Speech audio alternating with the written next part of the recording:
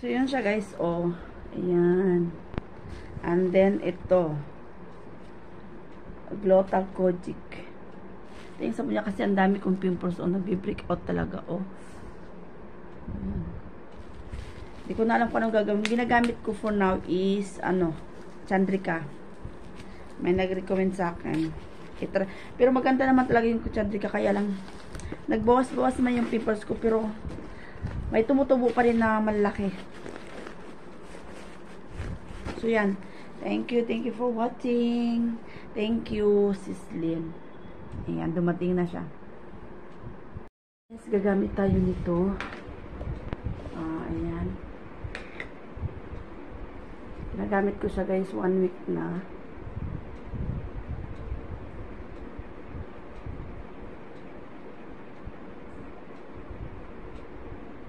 Dalawang ko na, tapos yan naman ang isusunod natin. Ito.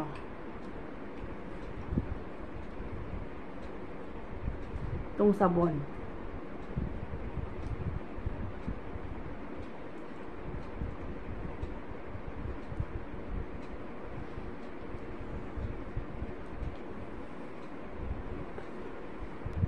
So yun guys, nabanlawan ko na.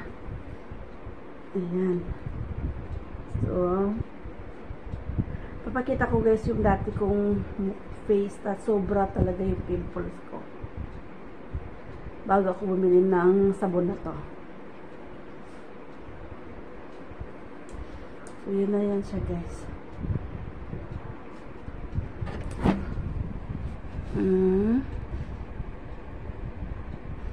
Ayan.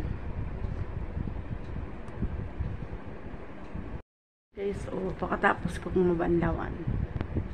Yan na yung ating resource. May tubig-tubig pa. Ayan. So, nabawasan na siya. Although, mayroon pa ako itong malaki. So, medyo, pero at least okay na. Hindi na yung katulad nung nakaraan. Ayan. So, unlike before, grabe. Yung hindi pa guys nakakagamit dito ng RB.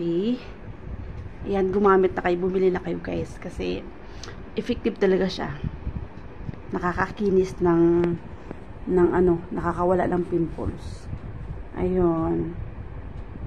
Thank you.